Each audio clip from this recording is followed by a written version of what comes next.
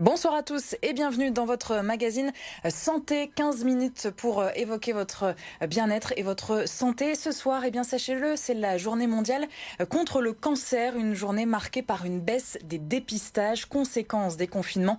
On en parle justement avec notre invité ce soir, le professeur Éric Lartigot, directeur général du centre Oscar Lambré. Bonsoir professeur. Bonsoir madame, merci pour votre invitation. Eh bien, merci beaucoup d'être en plateau avec nous et je vous propose justement de démarrer avec quelques chiffres autour du cancer chez nous, dans la région.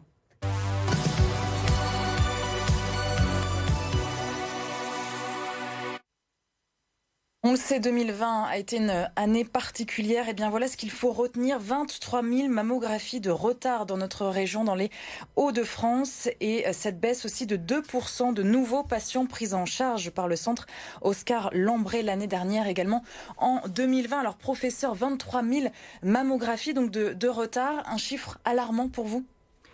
Alors le premier message, c'est qu'il n'est pas trop tard. Ce chiffre serait alarmant si l'année 2021 était une année où de nouveau les patientes, on parle là de cancer du sein et de mammographie, ne se rendaient pas à leur convocation de dépistage. Donc il n'est pas trop tard. Ce chiffre est inquiétant. Nous allons, nous l'espérons, le compenser, accélérer un tout petit peu, redonner confiance. Il y a un enjeu de confiance.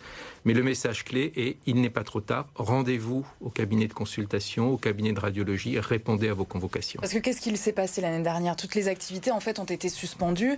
Il y a autre chose aussi, les patientes, les femmes qui n'ont pas fait leur mammographie comme d'habitude ? Alors il y a eu un effet du confinement, bien évidemment, avec la fermeture de certaines structures que tout le monde connaît, que nous avons tous vécues. Il y a eu également une crainte, sans doute, de certaines personnes, de la population, d'aller dans les hôpitaux, d'aller dans les cabinets de radiologie quand ils ont rouvert, d'aller en consultation. Alors que nous sommes prêts aujourd'hui, bien évidemment, les mesures barrières sont présentes.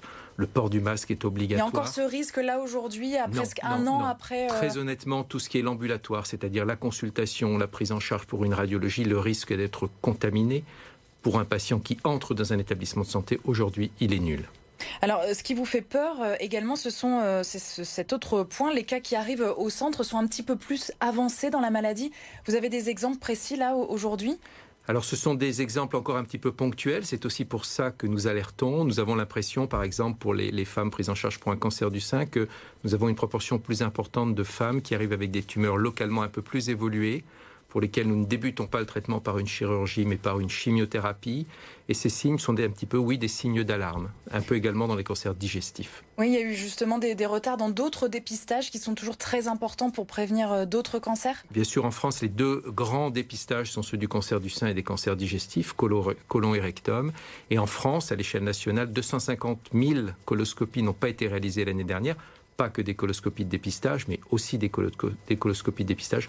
Donc un peu le même effet retard au diagnostic. À Oscar Lambré, quel est le cancer le plus fréquent, le plus traité, que vous soignez ? Alors nous traitons toutes les formes de cancer, beaucoup de cancers féminins, cancer du sein, cancer gynécologique, mais également des cancers digestifs, ORL, et puis la pédiatrie. Nous avons également en charge beaucoup d'enfants de la région des Hauts-de-France et au-delà, que nous prenons en charge. Alors c'est la journée mondiale contre le cancer. Aujourd'hui, on le disait en introduction, on sait que les cancers du sein ou encore de la prostate chez les hommes sont les plus nombreux, mais aussi ceux qui se soignent le mieux. Est-ce que sur quel autre cancer y a-t-il des avancées notables qu'on ne connaît pas forcément ? Partout, très honnêtement, et ce n'est pas parce que je suis avec vous ce soir, dans tous les domaines, nous avons énormément progressé ces dernières années.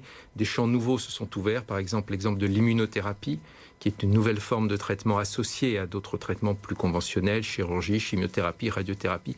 Mais ces champs thérapeutiques ont fait beaucoup progresser la prise en charge, le traitement et donc le pronostic de nos patients. Donc il y a de l'espoir, parce que c'est vrai qu'il y a toujours cette idée reçue, enfin en tout cas ce mot décès, mort autour du cancer, c'est encore un petit peu tabou aujourd'hui. C'est vrai que le mot fait peur, c'est pour ça que nous insistons aussi sur les enjeux de prévention et dépistage. Le meilleur traitement du cancer reste la prévention, éviter les comportements à risque, et le dépistage, le diagnostic précoce, qui permet le traitement sans séquelles, avec les meilleures chances de guérison. Le CHU de Lille et l'INSERM ont mis au point une technologie, professeur, pour prendre en charge une tumeur cérébrale incurable. Ça s'appelle le glioblastome. C'est quoi cette technique ? Qu'est-ce que vous pouvez nous dire et surtout nous vulgariser un petit peu pour nous, grand public ? Oui, le glioblastome est une tumeur effectivement du cerveau, des cellules gliales cérébrales. C'est une tumeur grave dans son pronostic qui relève essentiellement d'un traitement par chirurgie et puis de traitements associant la chimio et la radiothérapie. Et les collègues du CHU, effectivement, avec une équipe INSERM, ont mis en place un nouveau traitement avec ce qu'on appelle la thérapie photodynamique, c'est-à-dire l'utilisation de lasers pour, en complément des traitements traditionnels, notamment la chirurgie, détruire les cellules cancéreuses dans le cerveau qui pourraient rester à proximité de la zone opérée. Et ça, on avance sur ce chemin-là, c'est de bon augure? Bien sûr, ça fait partie des thérapeutiques associées aux thérapeutiques plus traditionnelles qui nous permettent de penser que petit à petit, nous allons effectivement gagner cette bataille contre les cancers. C'est la journée mondiale contre le cancer, mais on devrait dire la journée mondiale contre les cancers. Les cancers, oui. Puisque c'est vraiment ça le sujet. Avec le cancer, les cancers qui restent la première cause de mortalité pour tout le monde, pour nous Français? Oui, c'est la première cause de mortalité en France et c'est un sujet particulièrement important dans notre région des Hauts-de-France puisque nous avons encore une très forte prévalence de ces cancers et une très forte mortalité dans notre région. Donc c'est vraiment un enjeu de santé publique à l'échelle des Hauts-de-France. Et sur quel cancer en particulier? Et est-ce qu'il y a un profil type qui ressort chez nous dans la région? Non, on a longtemps, malheureusement, dans la région, été exposé à des facteurs de risque socio-économiques, tabagisme, alcoolisme, également des facteurs environnementaux et professionnels qui ont été particulièrement présents du fait de l'histoire industrielle de la région. Donc cet ensemble fait que nous devons encore lutter à l'échelle des enjeux de prévention, de dépistage, d'information de la population. Et c'est vraiment ce message d'information qui est essentiel. Nous gagnons la bataille contre les cancers et les patients, la population doit aller vers ces enjeux de prévention, de dépistage, de consultation. Professeur, vous restez avec nous. Je vous propose tout de suite de continuer avec les questions des téléspectateurs.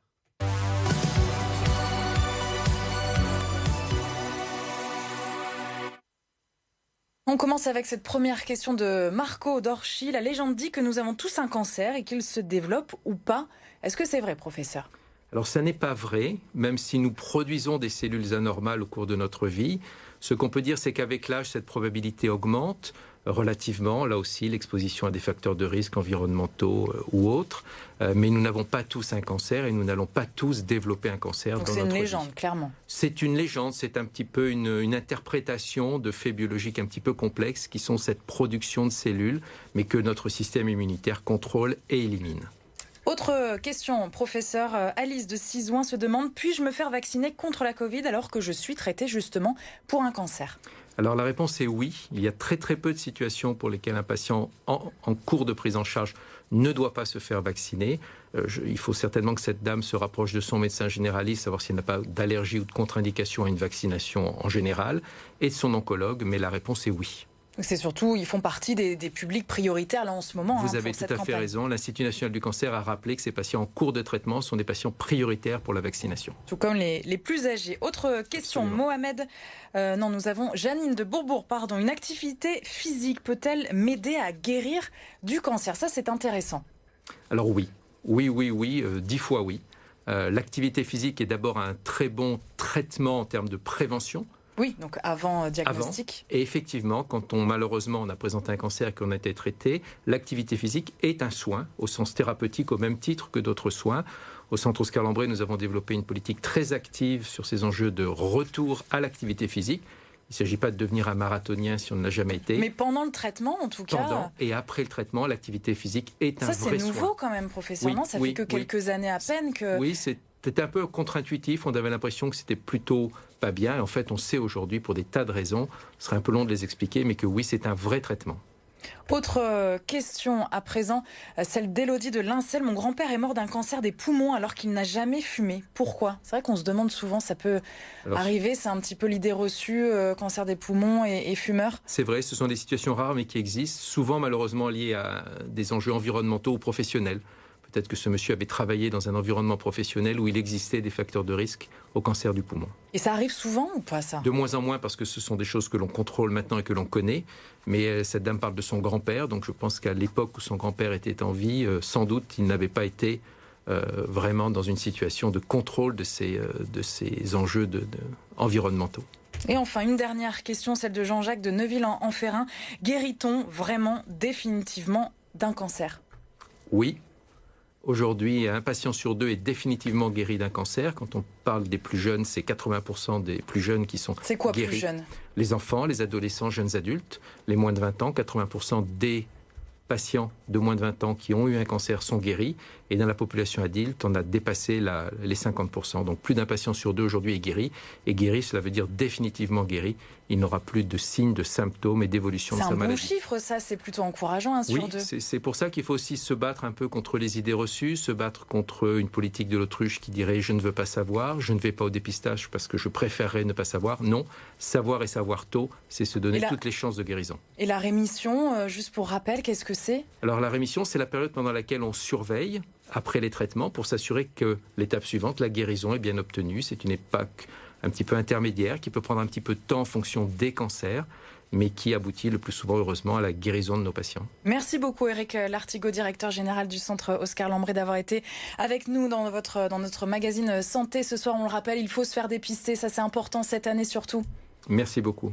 Merci à vous. Et demain, votre programme, évidemment, votre magazine Top Sortie à la maison, comme tous les vendredis. Et nous recevrons ici en plateau Swak, l'artiste illustrateur lillois. On est très heureux de le recevoir. Et puis, évidemment, on vous donnera toutes les bonnes idées pour se divertir ce week-end.